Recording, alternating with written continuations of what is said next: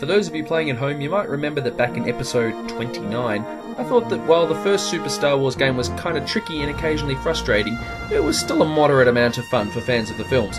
Then in episode 40, I was appalled at how horrible The Empire Strikes Back was. It wasn't just the fact that it was hard, the level design was just awful, and I didn't have the slightest bit of fun playing through those ridiculous levels. So here we are, third time around, Super Return of the Jedi. Did LucasArts get it right this time? The first surprise is that the game starts with a speeder level. That's a bit different. Oh. Okay, I died. Ah, the Y button jumps. Gotcha. It's a bit weird to start off in the speeder, but okay, mixing it up. When you get to the first platform level, you get to choose who to play as. Now, I'd just like to make mention that at this point of the story, Princess Leia is not in her gold bikini, so steady those hormones. I'm going to be Luke. Of course, he's got a lightsaber, come on. I'm happy to say that the design of the first few levels is a fair bit better than in the previous game. Phew! The controls are still a bit iffy, and sometimes the platforms are hard to gauge, but there's nowhere near as many cheap death drops. Thank you, LucasArts. As before, you can control Han, Chewie, hi Chewie, and there's even a part of the game where you can be a little Ewok. Cute! Look, even though the graphics and the music are nice and faithful to the movie, extra license notwithstanding, the third Super Star Wars game still isn't a particularly well-designed game. It's still full of frustrations, dodgy physics and irritating level design. But I think Return of the Jedi fares a bit better than Empire Strikes Back did.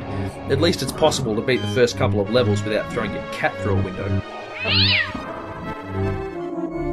Super Return of the Jedi sits, because people love Star Wars, and this is an authentic Star Wars game, but the gameplay would likely frustrate new gamers today.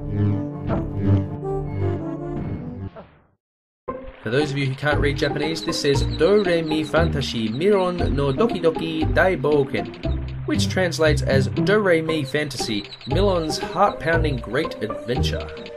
This ultra-cutesy platformer was a Japan-only game up until recently when it got it released on the Virtual Console. It's super bright, super cute, and super easy, but it's also fun. It was made by Hudson, you know, the people who made can you say Cameo? Hudson has just this month officially been closed down, and now its staff have all been dissolved into Konami. It's sad to see a games company with such a long history cease to exist, but I suppose we've got all their old games like Do Re Mi Fantasy to remember them by. After watching the really nice looking cartoony intro and starting to play, I soon realised that this feels a bit like a Kirby game, or perhaps something akin to the Castle or World of Illusion games. Your main little dude, who's called Milon by the way, can blow bubbles to capture the baddies, and he can also jump on them, but that won't kill them. As you can see, the graphics are really simplistic, but they're really nice looking. I like how it's easy to see how much health Milon's got because his clothes change colour. And there's lots of cute little animations like this. There's definitely a music flavour going on here. The quavers that you collect are essentially your coins. 100 of them means an extra life.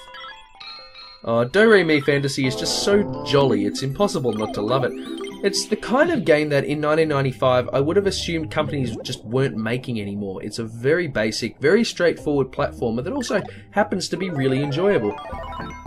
It's a shame it never got an official Western release, but I don't think Westerners respond to adorable quite as much as the Japanese.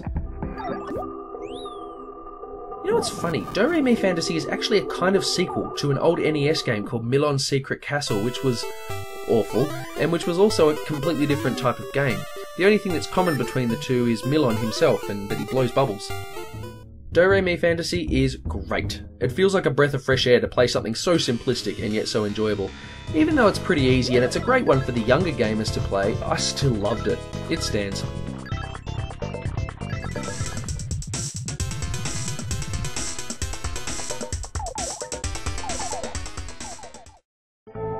Next week, it's one of the most regrettable oversights in gaming history. I'm playing the amazing Seiken Densetsu 3. Don't miss it. Peace out.